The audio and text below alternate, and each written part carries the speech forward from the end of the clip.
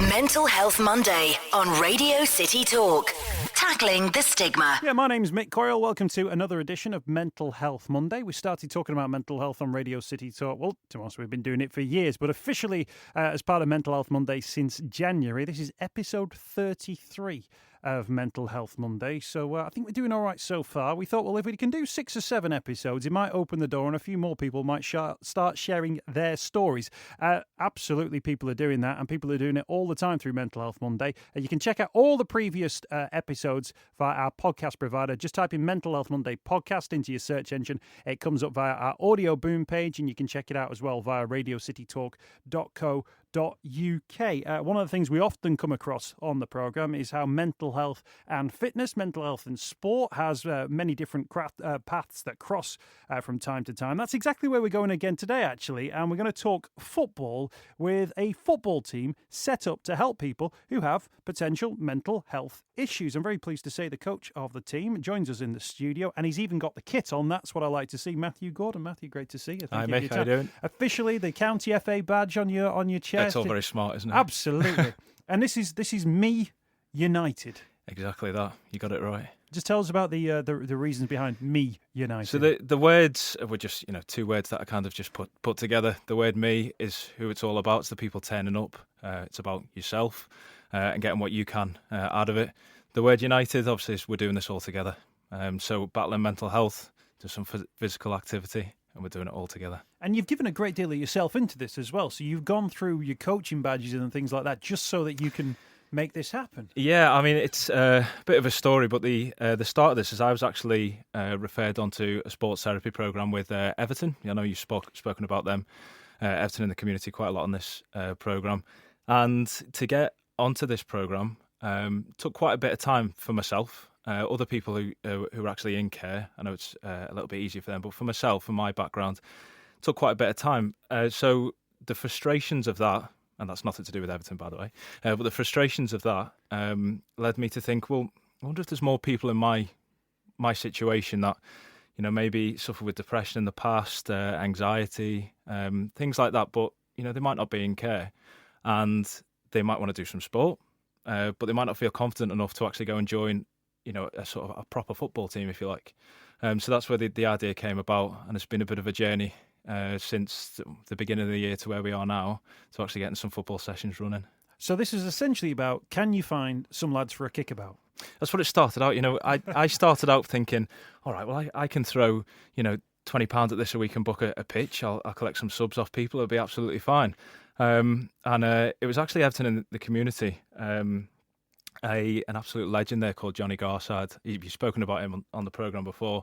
I sat down with him and told him the idea, and he gave me some advice, and terrible words, but he said, you need to do a business plan, which sounds horrible. It really does sound horrible, but you need to do a business plan. So I went away, I drew up a business plan, and I set out my ambitions of what I wanted to do, and my objectives. And then it turns out that I can't just throw £20 at this and get a load of lads together or girls together and just play football. It needs to be, a little bit more professional. So then I approached the County FA with my business plan, and fair play to them. They were the main ones who really got on board with the idea. I went in with a business plan, and the guy there, Mark Horlick, who's heavily involved in this, he just circled all of my costings and just went, "Yeah, we'll pay for them, no problem." And this was pretty much right at the start. I started crying in the meeting, and then he could see sort of like my passion towards this, and he was like, "We'll do this. You're going to get a proper pitch. We'll sort out all your equipment, t-shirts like I'm wearing now, and we'll do this properly." So then I went on the journey of kind of going to local service providers and telling them all about it, and saying, if you've got service users that can come along and play in this. Gumtree was brilliant, Facebook, and I just sort of put my story out there, and hopefully thought that people would think, that's a bit of me, and I want to do this. And they did. And I get emails saying, I suffer from stress. I don't talk to my wife about it. I don't talk to my husband about it. I don't talk to anyone in the family. I've never approached a GP, but I want to play sport, but I just don't feel like I can. and this is exactly what I'm looking for. So I collected, all these lists of people. I've got over 80 people now registered interest in playing the football, and we have close to 30 turning up every single week. We come along, we play some football, we all have a laugh, and we all go home, nice and relaxed, de-stressed. So, I mean, and I guess that's the question. What do the people who are coming to you get out of it? Do you have a chance to talk? Do you talk about mental health? Yeah, I mean, when I look back at this business plan that I talk about, which is horrible, I call it the model because I hate the word business plan, but when I look back at this document that I wrote, I had all of these grand ideas where we'd play some football, play some sport, and then towards the end, the last hour, we'd go in to a room, a space, a cafe. We'd put on some drinks, some biscuits, and we'd all talk, all openly about our mental health. In the very first session, this changed straight away because all the talking was being done on the pitch. And towards the end of the first session, we started to play like a match. And I think we had 4 teams. 2 teams were playing and 2 teams were off. Now, it was a bit of poor coaching by me because I was letting people just stand there. But what happened is the people that weren't on the pitch, they all started talking. Oh, they did? And they did. And they were talking about tablets that they're on. They were talking about experiences that they've had. Just kind of most things to do with their mental health, where they're at, services that they're getting locally. I have this little board that I put out, this little A board, and it's got all local service providers' leaflets, Mersey Care leaflets and stuff like that. So they can pick up some information there. But as far as I can see, the most information that everyone's getting is just talking to each other. So that happened. And then someone said to me, do you want me to get these 2 teams playing on the other pitch? I said, no, just leave them. Leave them talking. This is actually what it's all about. But the business plan says this. I know, yeah. Forget the business plan. We can't go away from this. But they were talking, gabbing away, and it was just perfect. And it's not about the football. This is nothing to do really with the football. Yeah, you got all the stuff with physical activity and what that can do for your mental health.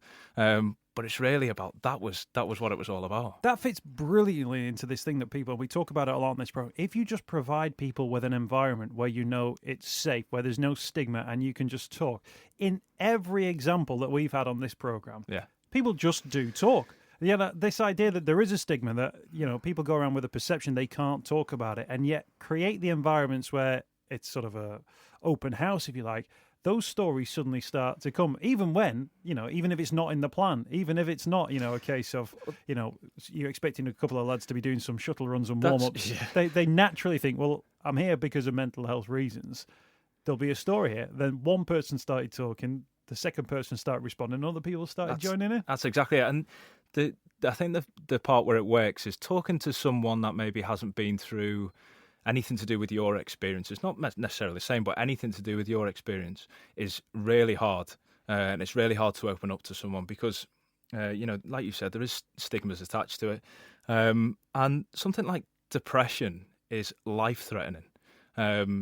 Depression leads to all kinds of suicidal thoughts, people actually taking their lives. So it's life-threatening. And what people say about things like depression is a very sort of non-life-threatening sentences. So they'll come out with things like, it's just mind over matter. Get over it. And you wouldn't say these things about other things that are life-threatening in life, like, let's say, like meningitis. It's like, oh, yeah, meningitis. Yeah, I get that all the time. Just get over it. That just wouldn't happen, would it? What have you got to get meningitis about? Yeah, exactly, yeah. Yeah, you just got to get yourself out of bed. Get on with it. It's not a thing. And these are the sort of things that, people like myself, this is what we hear. And it's hard to talk about it. But something like my sessions, everyone knows what other people go through and they listen. And, we joke about it and we laugh. And it's amazing. It really is. And it's so easy. Fantastic. Matthew Gordon's with us on Mental Health Monday. Me United. I give you all the details about how you can get involved in it as well, how you can sign up. We'll get Matthew's contact details up there as well. He's also up and active on Facebook as well. So where are you playing your football at the moment? So it's Walton Sports Centre. The County FA offices are there, so it's right opposite. They've, like I said, they've been heavily involved in this, particularly Mark Horlick that I mentioned before. Absolute legend, brilliant. So it's Walton Sports Centre, outdoor 3G pitch. great facilities there, play some good football. It's not like a Sunday league pitch. It's amazing. To get in touch with myself, probably the best place is to head over to Facebook, because you can see what we've got going on. So our handle there is @TeamMeUnited. And then you can get in touch with me from there. All of my details are there. The most important thing about this is, and I mentioned at the start, is if you're in care, it's fine. You can come along. But if you're one of the people that male, female, that hasn't approached anyone about your mental health, you might be feeling a bit down, maybe a bit stressed. You don't know what's going on. You can come along. You don't need to say to me, "Listen, Matthew, I suffered from depression in 2007 or anything like that." Just come along. You don't need to tell me anything.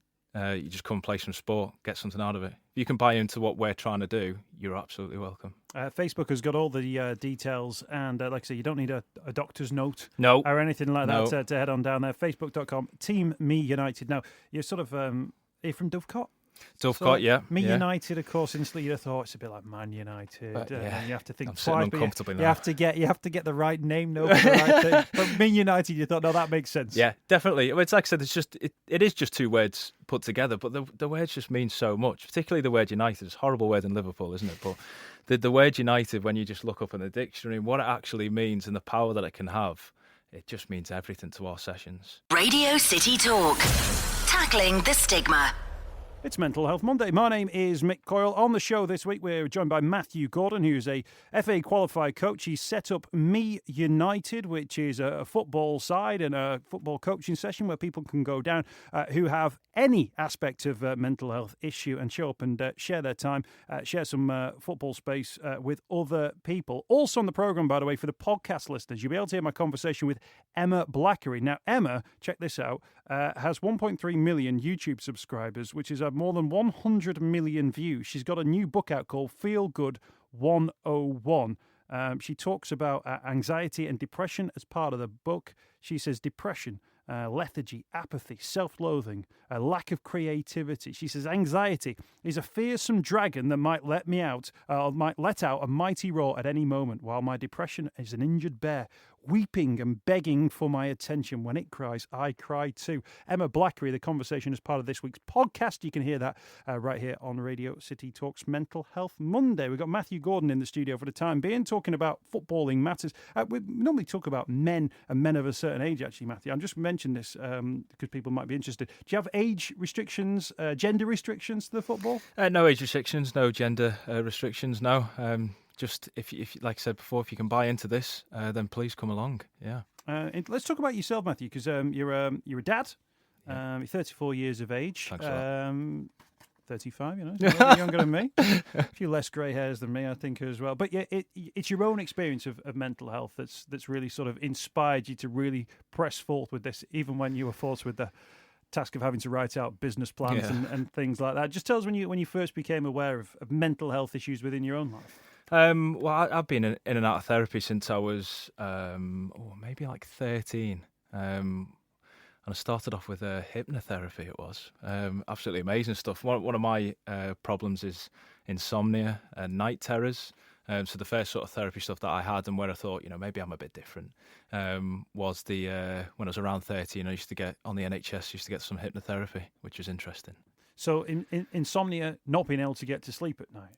Yeah, well, apparently, right? That's what I thought. Now, when I used to think getting to sleep isn't a problem for me, but when I've been to sleep clinics and doctors, they tell me that I suffer from a form of insomnia where part of my brain doesn't go to sleep, if you like. So this that I then get night terrors and sleepwalking. So I'm not going fully asleep. So that's classed as insomnia that I suffer from. And then on the back of that, you're absolutely shattered for the rest of the day. So it is like you're not really sleeping. So that's what the hypnotherapy side was trying to solve. So in terms of that, was that what caused other problems, that lack of sleep, that constantly feeling fatigue, like you've had 12 hours sleep, but you don't feel like you've slept at all? I think I'm in a bit of a perfect storm, if you like, with mental health, where I believe that I've always been wired up a little bit differently. So this is where the anxiety comes into it, where my thought patterns and my thought process isn't I wouldn't say correct, but it causes me some issues, if you like. And that then has a knock-on effect. So once your mind starts racing and you can't do anything about it, your thoughts can then, well, my thoughts can then turn into a depressive state. And then battling to get out of that depressive state can take quite a lot of time.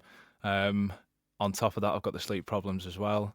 And I used to have some kind of low-level addiction problems as well. So yeah, kind of like I said, like a perfect storm. It all has a knock-on effect. The tiredness doesn't help because just physically you can feel depressed. You're not just your mental state physically feels so depressed, and then that starts to worry you. And then you've got your physical health is then not great because you're not sleeping. I don't need to preach about what that does to people, but then you start to miss work as well because you're ill, and then you can't get out of bed, and you can't even face yourself. I think that's when you know this is the lowest. And of course, you get the thing as well where it's what's going on in your head versus what your outward appearance is. You're a good-looking guy. Cheers, man. You're ripped as well. I guess people would look at you and go, "Look, he's all right." It's good on the radio. You've got There's a photo on the podcast, but you're probably. I guess people would look at you and go, "Picture perfect." He's even still got a tan. Yeah. I only had this conversation with my sister the other day, where with my family, it's really starting to come out recently. It's taken all these years where maybe I'm being a bit more outspoken about it. Where they're really starting to, well, I'm not going to say understand, but know that I've got, some things going on because and my sister said to me, you just wouldn't know. You wouldn't have a clue. And you become, I must have some awards waiting for me somewhere because you become the world's best actor. You hide from absolutely everything. You become a great liar as well. Such a good liar. I used to be in sales. Brilliant at it. Lying all day. But when the problem comes is you start to lie to yourself and then you start having arguments with yourself and you hide from yourself. And that's when it becomes the biggest problem. I'm not going to say it's all right lying to people. It's definitely not.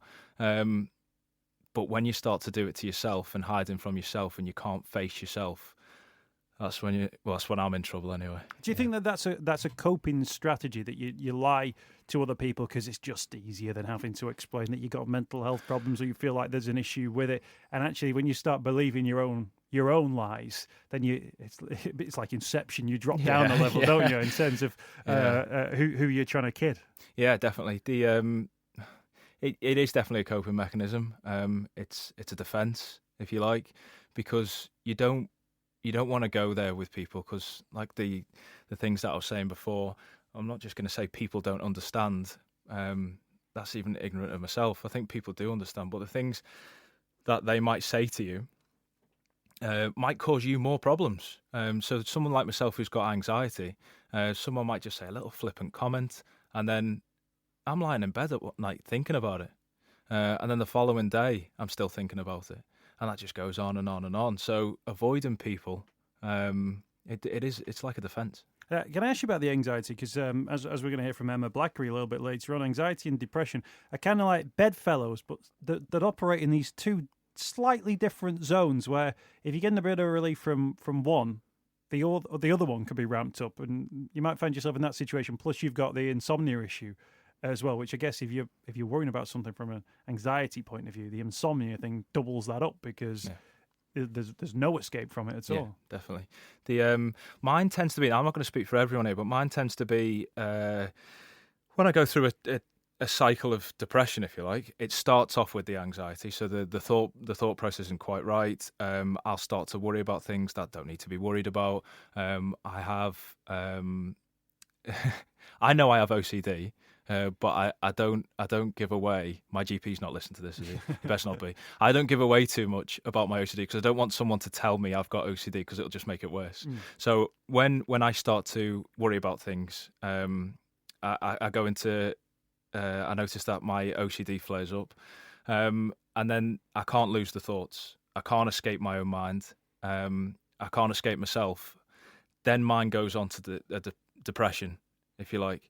And then I start to get all the physical aspects of depression. Usually at that point, I try and get a little bit more help, whether that'll be tablets to get me through, to help me to try and sleep, but just to get me away from being really depressed. There was a couple of points in my life where the depression got so bad that I was having like suicidal thoughts. Now, these when I'm really lucky because some people have the suicidal thoughts and then they might start to plan, or they might actually put something into practice. I'm lucky that I have the thoughts or voices, if you like, and I can battle against them. But just the fact that I'm having the conversation with myself about it is big enough for me. And I get into a place where if I get to that point, it's almost like, how can I put it? So it's like death isn't scary, life is scary. So death is an escape from my own mind, and it's the only way I can get away from myself. So that's where I need a bit more help. So with regards to the path, mine kind of goes anxiety, leading on to depression. Then I have a good fight and a battle. Sometimes it slips a bit further, and I do need a bit more help. And that might be in the form of like tablets or more therapy. And then hopefully, well, I have done, it starts to ease. Now, I'm an idiot as well because I get to that point and it's like, I'm going really well here. I'm cured. This is amazing. And then I start talking myself out of things. Don't need therapy anymore. Don't need to go to that. Don't need these tablets anymore. Don't need to do that. I don't need this. I don't need that. And I talk myself out of it. And then before you know it, I've started again. And this happens all the time. The doctor even laughed at me the other day when I was talking about I was going back on another course of tablets to help me sleep. And he just went, we were going through the tablets that I've been on. He's like, yeah, you've been on these. Why am I not still on them, doctor? Oh, you didn't want to be on them anymore. You've been on these, didn't want to be them anymore. And it's just, having it right in front of me, it's just like, oh, such an idiot. I get myself really well and stable. And next minute it's self-destruct button pressed. And I start again. But it's funny that actually the self-destruct Matthew is actually one who's trying to be positive. Yeah. At the same time, but it's almost like that element of going, right, well, I can leave all that behind now, just maintains the cycle that you're on. Although thinking positively, being positively, trying to take yourself away from those mental health problems, presumably is an inbuilt thing, which is going, right, if I can leave all this stuff behind, if there's a chance I can leave it all behind, that I would do. Yeah, it's most definitely that. But it comes back to a question that you asked before about when all this started, and I mentioned, I feel that I'm wired up differently. I just need to acknowledge that, and I just need to remember that I am maybe a little bit different, and I need to continue with these therapies and the help that is on offer. And something like this, like the football stuff, helps me immensely as well. So when you do the football, when you have a session, when you come away from a session, how do you feel at that point? So the journey that I've been on with this, when I was, like I said, when I was speaking to people right at the start, County FA, and I cried, and then I went to the next meeting with I think it was Imagine Mainstream, and I was close to crying, and then the next one I was just a bit jittery, and then the next one I was like a salesman. I was going in there, I was all flash, and I just got better and better and better. That was like therapy for me. And then the first session came around, and I managed to hold it together. I get some really good help from some friends who come along to the sessions, help me out. One of my friends called Steve, an aunt, and they come, they usher people around the pitches and get them in places where I need them to be so we can coach, they fetch balls and stuff like that. Absolutely amazing. So they help me. They talk to me and help me through. But after the first session, when I had a nice long bath, like I always do, I just cried. I just couldn't hold it in. And I didn't know if it was happy or... The thing that I think about is I was happy, but it was seeing that there's other people like me, and we spoke, and it just felt it felt really good, but it's sort of really rubbish as well that someone else has a battle like I do with my own mind, and they can't sort of escape themselves, sort of thing. So it's a bit like yes and no. But it's strange that Me United is that it's you. It's a group of individuals. Everybody's mental health experience is slightly different. Yeah. You talk about your own wiring, but that's not to say that somebody else in their own head doesn't feel like they're wired in a different way or a similar way to you as well. But then that'll give them their own mental health experience. But in having a football setup, the united element of it, you've got all those individuals. enjoying a collective experience. Yeah. So that they can take what they need in regard to their own personal experience. Most definitely. I mean, you've got other people that come as well who, hopefully I'm not doing any misjustice here, but maybe sort of like, low level stuff like, let's just say self-confidence, right? So someone who's not, doesn't suffer from depression or anxiety or anything like that, but their self-confidence really low self-esteem, low self-confidence. And that's a really big thing for someone. So they can come along to the session, and I've got a bit of a success story here. We had a guy called Tom who turned up. Now, he's had his problems in the past. He's told me some bits about it. We had a big phone conversation at the start. Some people just want to talk. Tom was amazing when he turned up to the first session. He helped me out with a bit of like coaching. He did the warm up. Fantastic guy. Even when the sort of like the weaker players who were playing football, he identified the weaker players and encouraged them and stood by them. And he's a really good footballer as well. So it wasn't just about him. He was encouraging everyone else. Now, the success story is Tom turned up, and he's now gone on to what I would call a regular football team, a normal football team where they play matches and they all scream and shout at each other.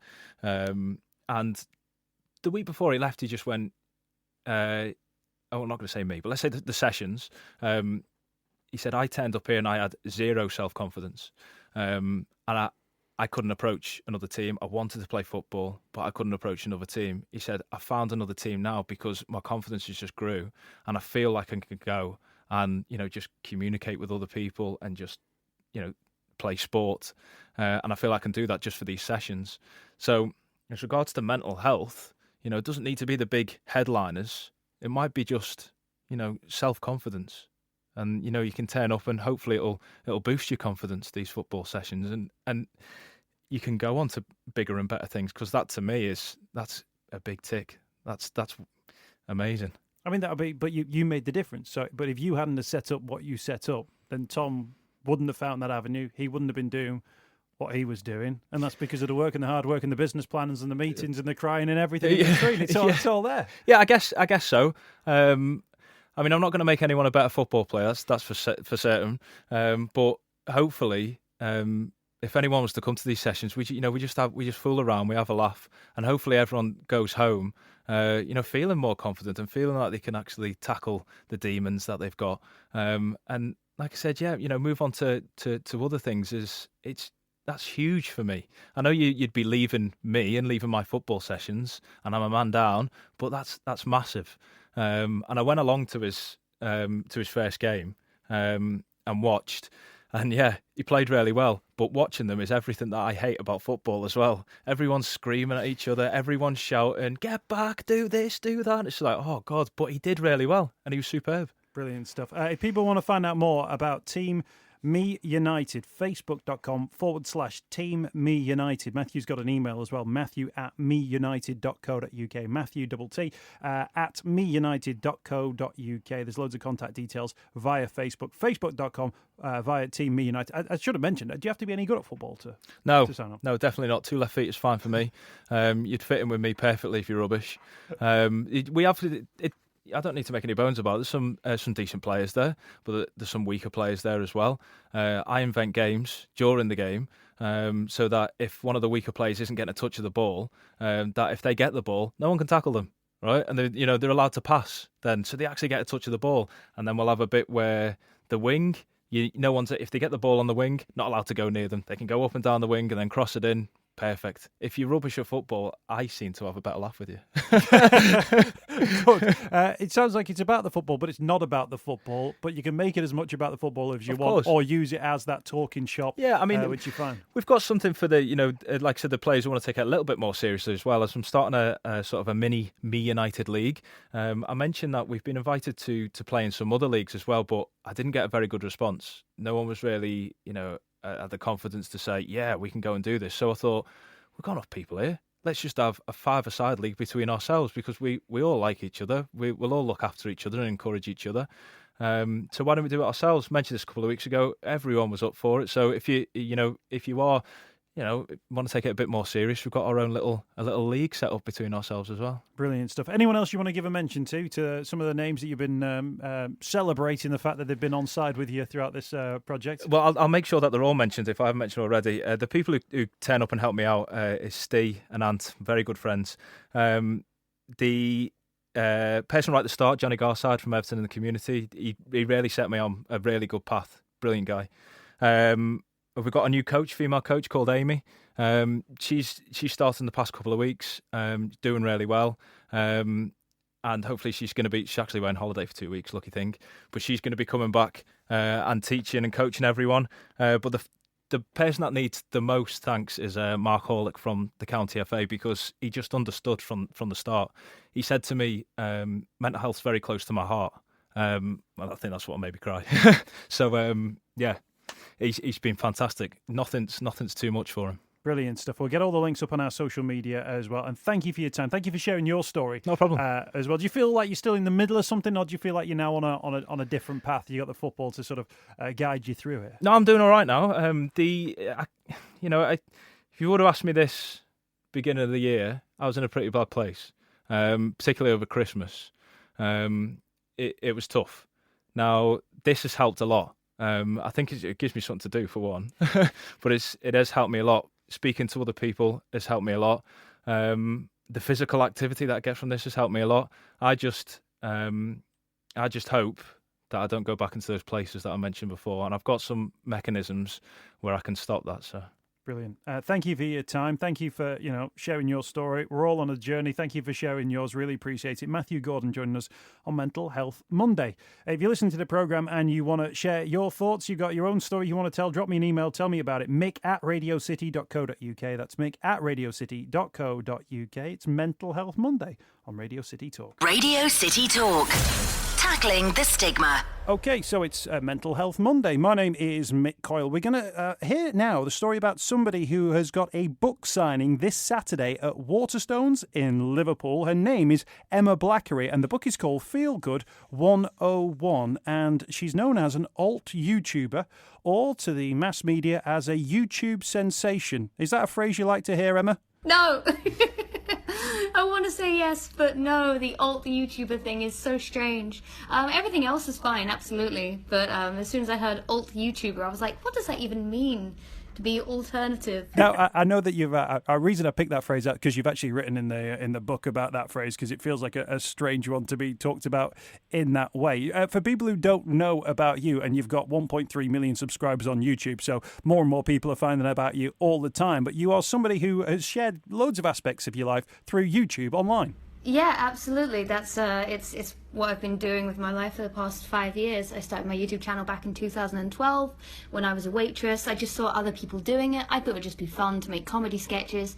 And then over the past 5 years, it grew in success, and now I have 1.4 million subscribers, and it's all going extremely well. It's my full-time job, and it's been a weird journey, sharing your entire life online, making a living out of telling people about yourself. Yeah, how much of you sharing stories sort of educated you in other people's experiences? How many people contact you off the back of something you said, which then enables you to be a little bit more clued up on maybe how other people feel on maybe similar issues? People share their stories with me all the time. I'll either do an advice video or even just a comedy story sharing video, and people will say, I can completely relate to that.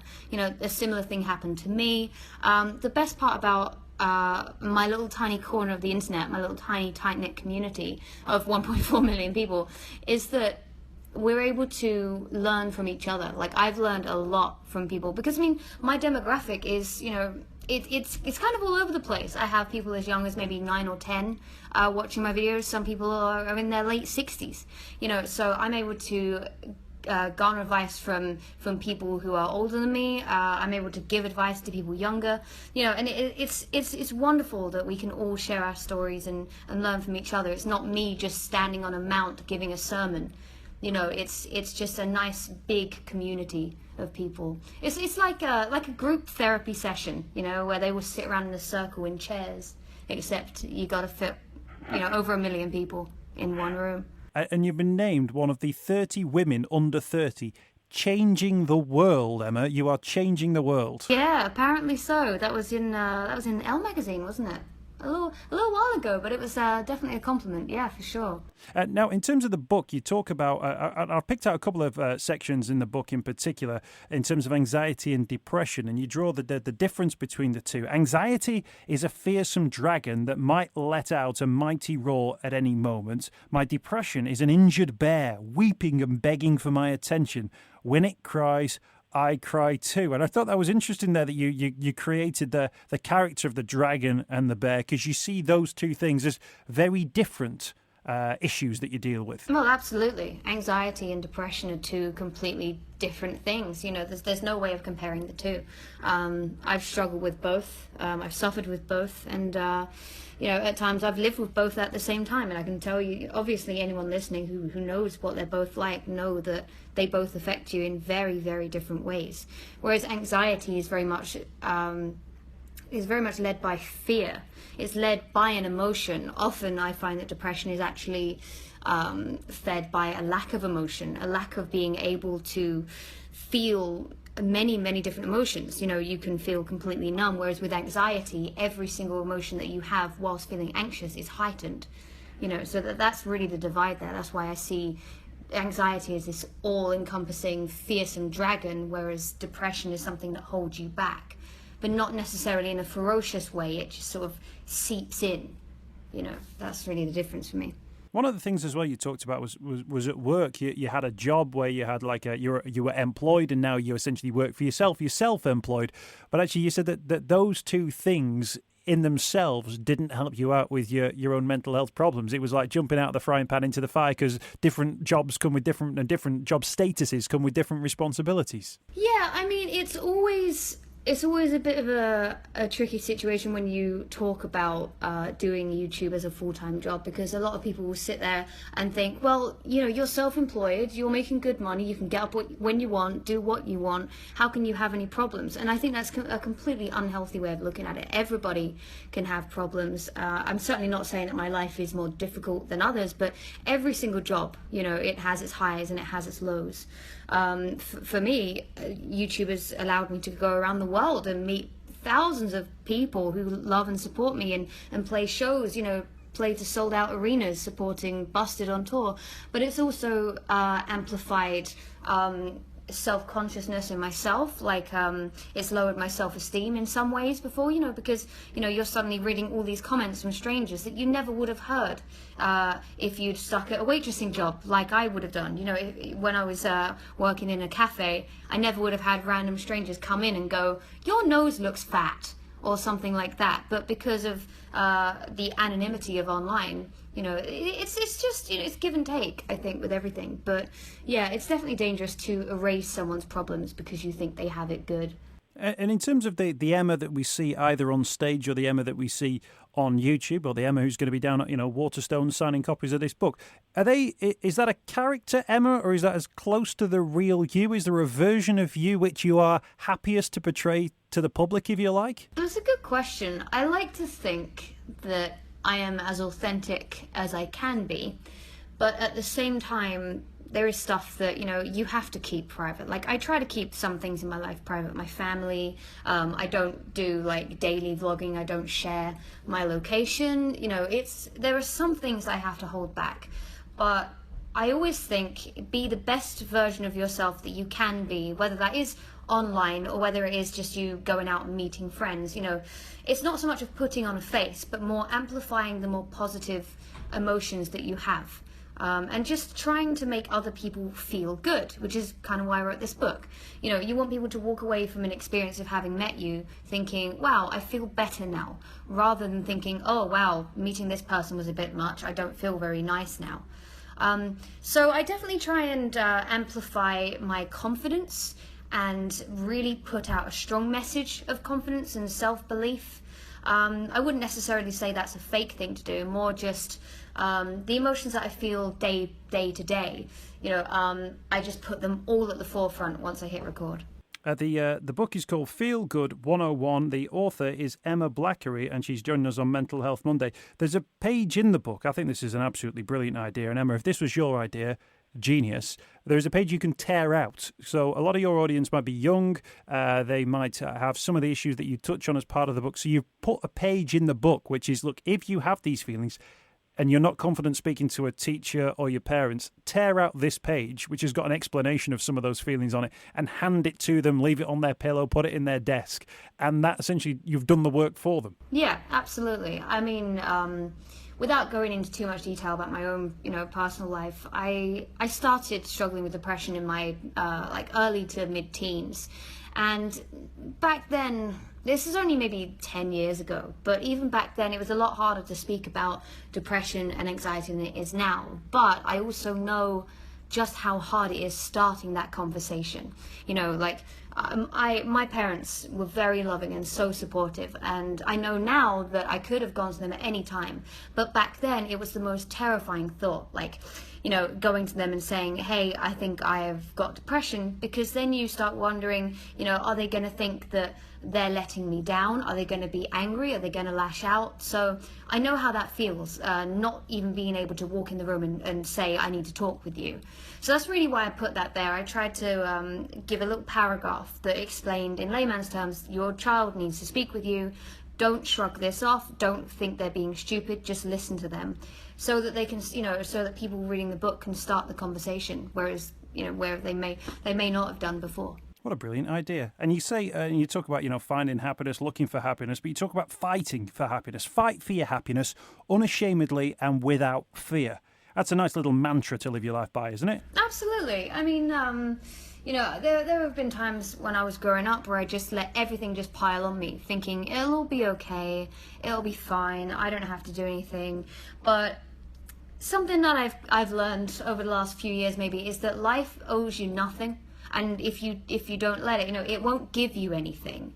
Some people are lucky and they get handouts, they're born into the right family and stuff. But ultimately, if you want something, you have to go and get it. You can't sit around waiting for things to happen. When I was 12 or 13 and I first started learning guitar, I used to dream about, playing to thousands of people.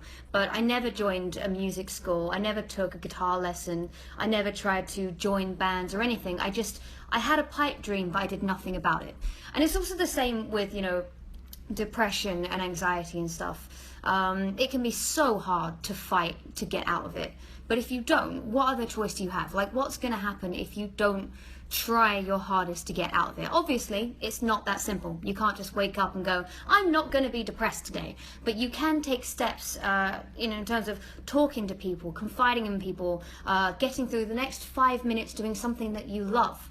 There are steps that you can take, because really, you are the only person that can be held accountable for your own happiness. So I tried to make that clear in the book, that you have to go out there and do things for yourself, because otherwise the alternative is nothing happens at all. And you're in Liverpool on Saturday signing copies of Feel Good 101. And you mentioned you can get all different types of people who come down to see you.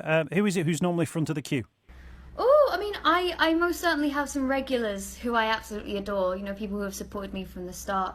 I'm happy to say that, a ton of the people who come to meet me and they come to my shows, they are of the age that I felt my most vulnerable, and I felt my most self-conscious, and it's nice to know that I'm reaching out to them and I'm able to, be a voice to them, because when I was their age, I didn't have that. My idols didn't speak about mental health. They didn't speak about struggles. But yeah, I mean, I don't know. I can't really predict who's going to be at the front of the queue on Saturday. I don't know. It could be a 45-year-old man. It could be a 12-year-old girl. I don't know. Everyone's welcome. It's non-ticketed, so everybody can just turn up at the door, buy a book, and come down and say hello. Brilliant. We'll get all the information up on our social media so people can find out exactly what time you're going to be there and so on and so forth. And we wish you all the best with it. With great power comes great responsibility. Thank you. With 1.4 million YouTube subscribers comes great responsibility too. Emma, thank you for your time. You. Really appreciate you. Great to end on. Thank you for that. I will see you again very soon. Thank you. Radio City Talks Mental Health Monday with Mick Coyle.